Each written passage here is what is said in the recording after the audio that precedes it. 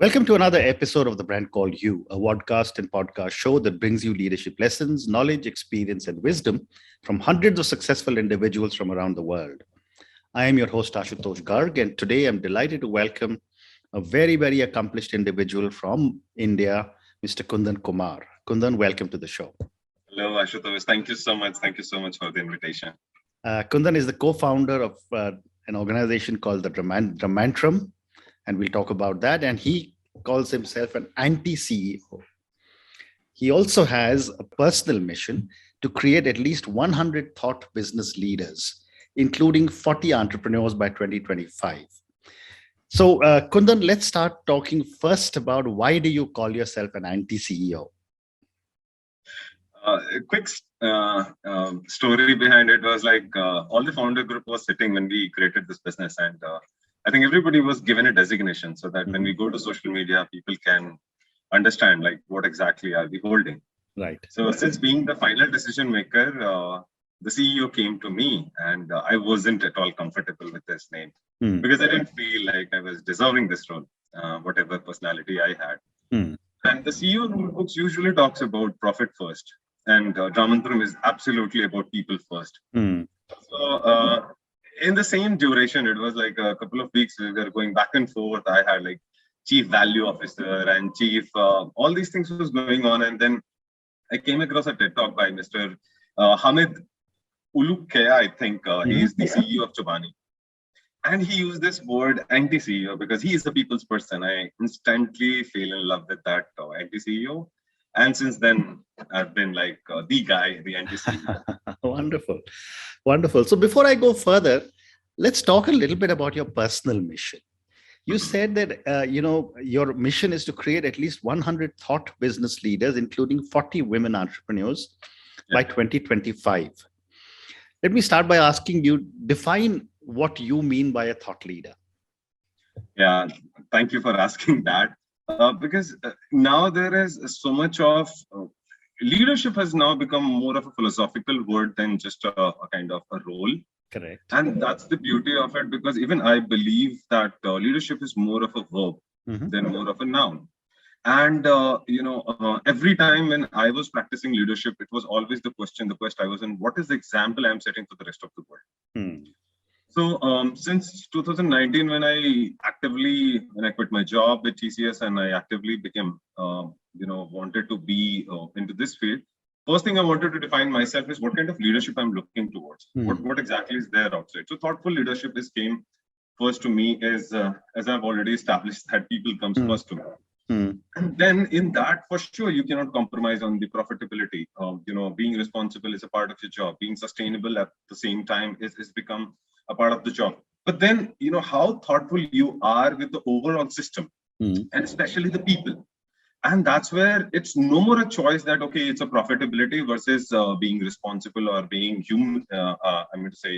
Humility it all has to go together. Correct. I'm sorry, if you have signed up for being a leader, it comes with the package. And that's where I thought if I'll be talking to somebody, it's like being responsible and sustainable at the same time is the attribute of the leader. And that's where when I started coaching. So as of now, out of 100, I have tick marked like 8 people. And I'm really proud of those people because it's a long journey I take along with them. Wonderful. And it's not just the action, but the sensitivity of the impact should also be a part of that leadership job role. It's the persistence that you come with and the humility. So this is what is my definition of the thoughtful leadership. Let's see how far can I. No, I'm sure. I mean, you made a beginning, but I wanted to ask you. You say 100 thought business leaders, including 40 women entrepreneurs. Yeah. So I just wanted to get your perspective. What have you achieved so far? You said you started coaching people and you've coached 8 so far. Yes. What has been your experience? So this women leadership actually is something very personal to me. I have grown up very close to my mom and my sister. And I think with the time I realized when I was doing my executive MBA with Tata Institute of Social Science, I realized that the feminine the feminine attribute inside me is quite strong. And then I realized that whenever there is a strong leadership or any such attribute is triggering in me, it's actually from the feminine side. Okay. And then the male side and the masculine side in me makes me work for it. So that has put me into very comfortable positions of navigating through a lot of situational challenges. And that's where I thought, if those are the attributes, if I can, enhance it further, mostly on the women leadership side, I think I'm pretty sure that they are born leaders. If there is some help which I can bring it onto the table, this 100 will make much more sense if we have women leaders joining that group. So that's where I think when I was framing my mission statement, I wanted to be very careful about it. Till now, out of 8, I have 2 women leaders who are doing fantastic. And I don't believe that they need to be a millionaire or billionaire when I say that. But the kind of impact they are creating and the kind of goals they have set, even if they're leading the family, like they are the magnetic personalities around me. And I really admire that. Fascinating. Fascinating. So, Kundan, now let's talk about Dramantram. What does it mean? And what was your motivation to start it? Honestly, this is one of the accidental companies which came into existence. Okay. So the name itself is very dramatic. It's the drama and mantra. Okay. Okay. We have been getting so many different names like Dramantram and a lot of different names we have received. But actually the name is drama and mantra. The story is we never thought to make a company. We were actually a bunch of guys who just wanted to create short films and hobby filmmaking. But then we had a few founders, as in few people who were helping us in filmmaking process. They were working as a freelancers, and they were really getting exploited with the companies or the kind of they were just out of the college, and the people with whom they were working. They were kind of not getting paid well. They were getting, a lot of extra hours. And every evening they used to come to me that, Kundan sir, this is not working right. That's how people are exploiting us. And then I asked them, hey, then why don't you create a legal entity? Talk over email, talk over, letter pads. Do not go as an individual. And these guys were young enough, I think hardly 21 or 22. And they said, we don't know any of these things. Can you help us? And I said, okay. So I think that's how it accidentally started. And since then, since we got into it, I think that has been a completely different journey. For me, motto was very clear that, hey guys, if you're signing me up for this, it's not going to be another mushroom company. We got to establish something different. Even though we do not have an innovative product, the customer experience will talk a lot about it.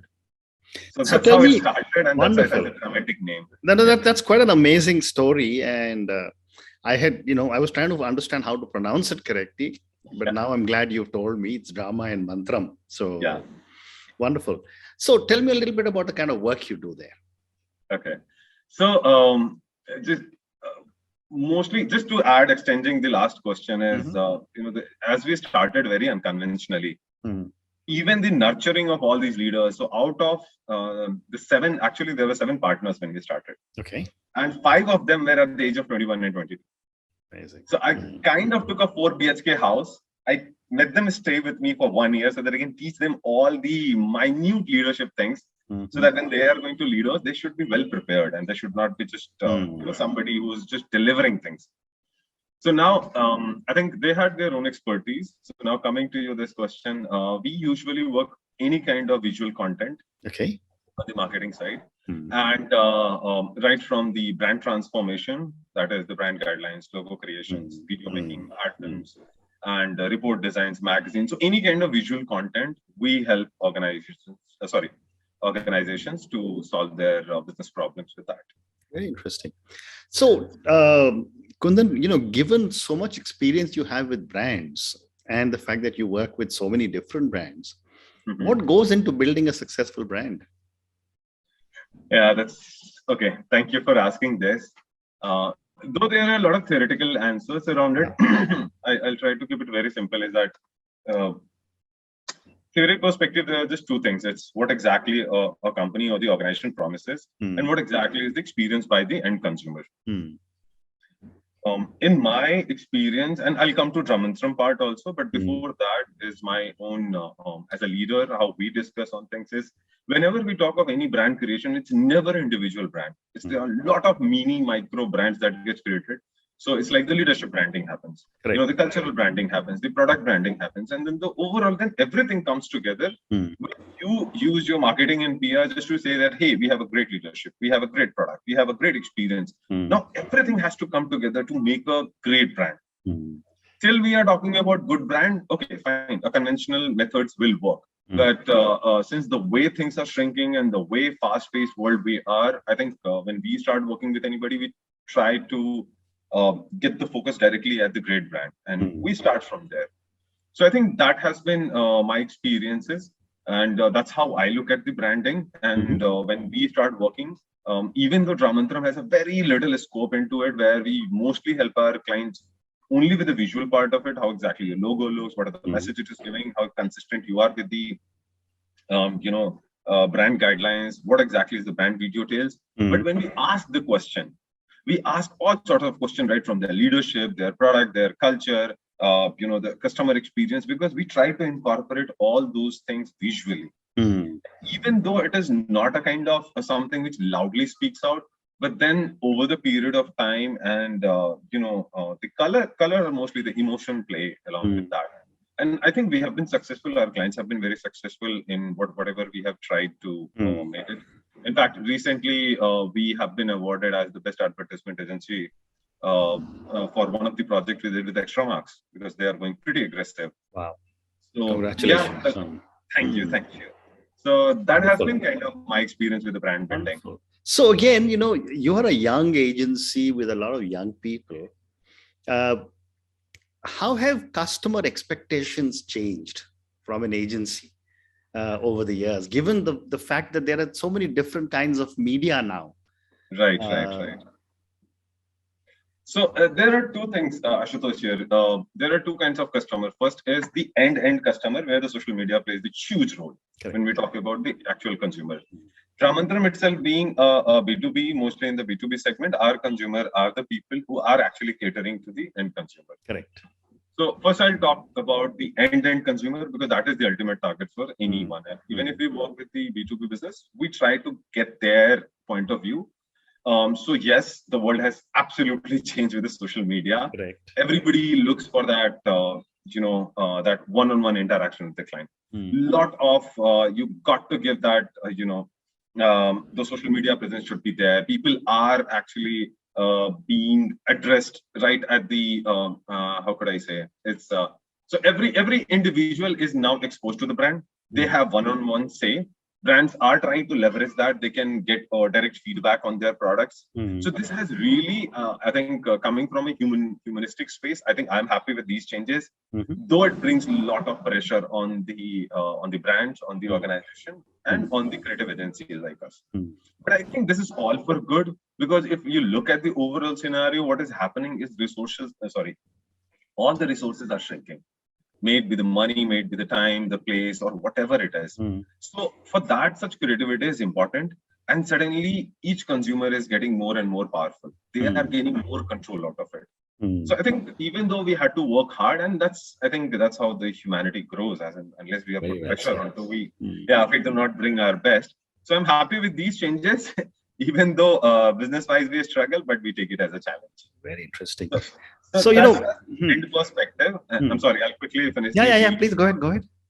The B2B part, even though the customers come with all these expectations and we love it, many a times what we have experienced is, the visual content has been seen as something which is treated as look good, and not as actually something contributing to your business problems. And that has been a real challenge. So we are working around it. And it's not only the delivery part that we do, we also have to educate our clients along with that. Because either this is a very unstructured segment, because either you have Ogilvy and the bigger ad agencies on top of it, where I think the negotiation is a very different level. But when you are trying to bring a layer in between, you got to do both. So we are trying to manage both of them. Very interesting. So my next question to you, Kundan, is that, and since you mentioned that you're on the B2B side, you're producing some amazing work. I remember over 4 decades ago, when I was a young guy with ITC, you go to an agency, setting up a shoot was a huge affair. Right. My question to you is, how is technology changing? I mean, today I see one news channel actually does their entire news on a mobile phone. Yes. So I'd love you to get your perspective on how technology has changed advertising and preparing for ads. It's, as you said, the best part is technology is not only changing for the consumer, it's changing for everybody. Correct. And that's the brilliant part of it. And you took a very good example of, a news person just using, rather than having a camera person. Now they can do it alone, even with a selfie stick. And that is, again, this whole, I think, till the point we are taking technology as something which is empowering human. I think, again, I'm happy for all these changes. Okay. It's not only the amount of content being produced, also the content being consumed. So if you look at that, now earlier it was only a television or the cinema hall where you could go consume and then your advertisements are there. Now there are social medias all across. You have your website, you have the OTT platforms, you have the on-demand videos platform like YouTube and other things. E-commerce platforms are there. So technology, even though as an enabling the consumers, at the same time, we got to, match the pace because things are available.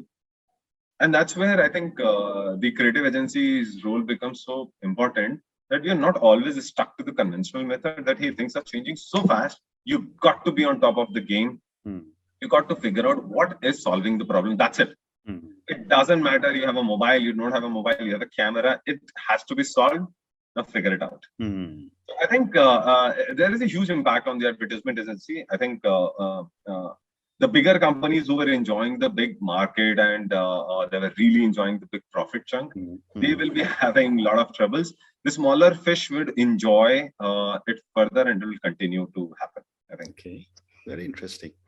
And yet, if when you look back, there was a time from my vintage, there was cinema hall advertising, there'll be full page newspaper advertising, there'd be billboards. Yes. Right? That evolved into something else. And now it is a 10-second ad and there are influencers. Yes.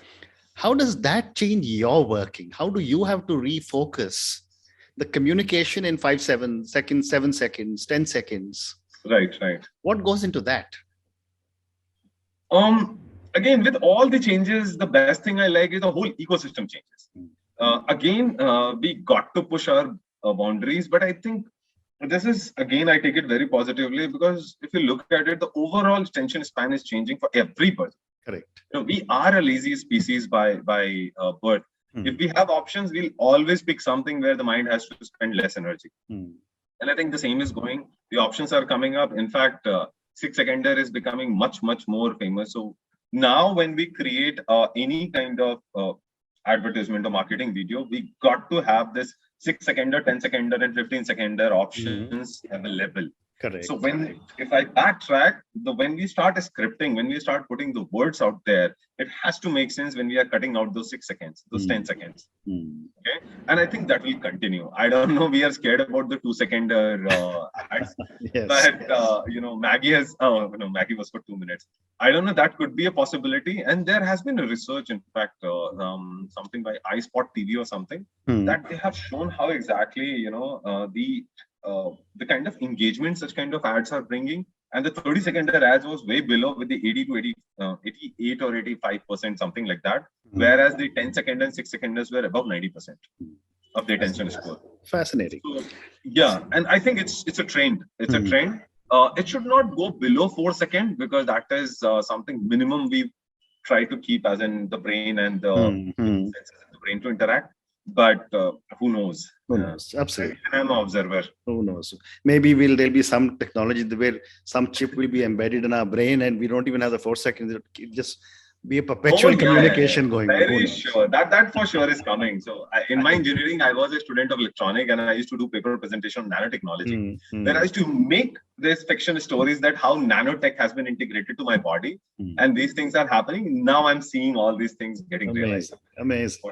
So, Kundan, I've got time for a couple of more questions, and I want to come back to your mission. Okay. We've spoken about advertising, branding, and Dramantram, but I want to come back to your mission. I want to ask you that the things that you are doing, to achieve your mission, from where you stand today, what does success mean to Kundan? Okay. So for me, it's okay. Now it's kind of the emotional quotient will Correct. trigger quite a lot for me. Yeah. For me, success is very simple. As in, if I have tried to achieve something, I just want to make sure that I am there. As in, whatever milestones I've set. And many a times I've seen people struggling with, I want to be successful, I want to be successful. And I ask them, what exactly is success for you? Having a peaceful, happy life and spending that evening tea with a family is a success for a lot of people. It's only that we do not acknowledge or admire that, and success has always become associated with the profession. For me, it's always been others' success has excited. Okay. If I see people around me being successful, I don't know, I've never experienced jealousy. I've always experienced, oh my God, the world is going to be a better place. When I was traveling across the globe, so this was one of the quests that I've been living since my childhood, that what exactly is the difference between a person from India and Europe and US that creates such a huge difference between who we are. And my whole quest to travel to world was that, understand people. And this is what, as in, boils down to, as in, I have seen societies where everybody is successful, that society is very harmonious. Everybody is taking care of each other. Everybody is not fighting for the resource, but saying, hey, please go ahead, I'll come after you. And that's such a beautiful place to live in.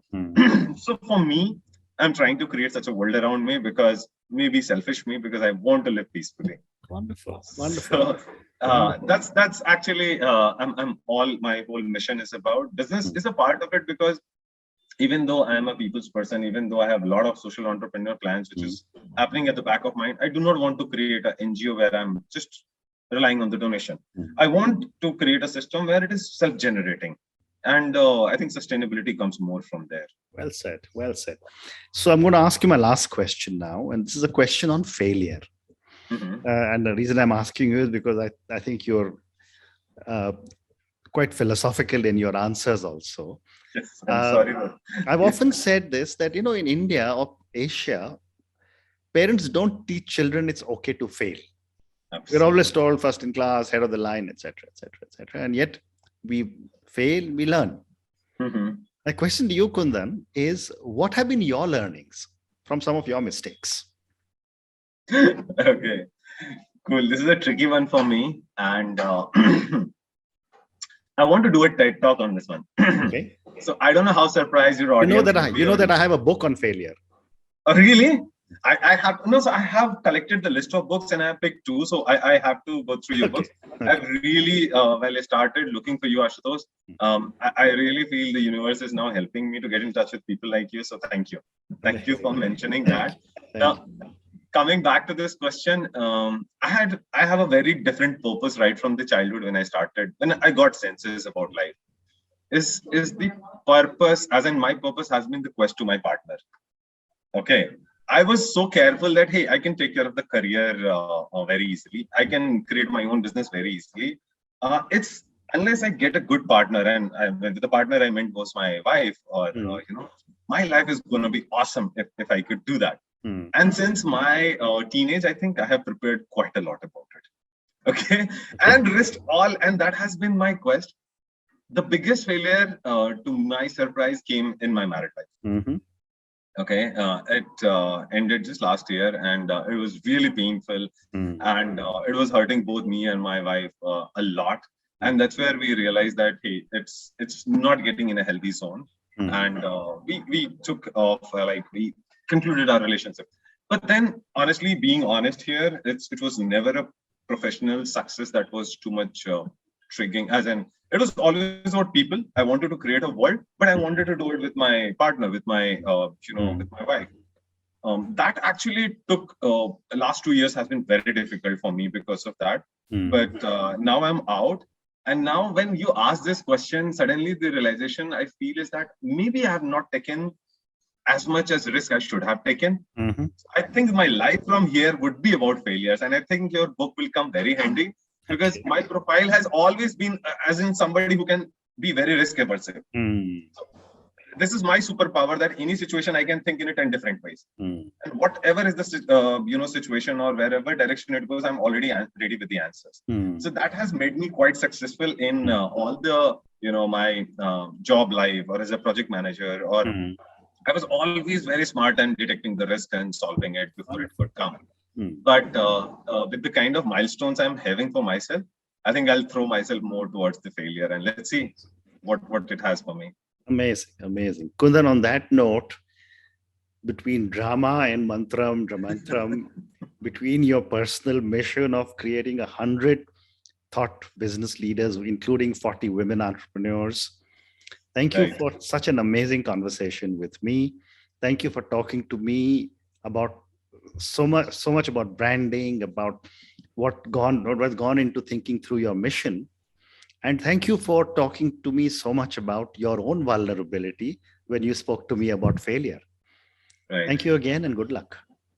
Ashutosh, it's been a privilege, and I really mean it, because you actually gave me the confidence even before connecting here that I can be myself.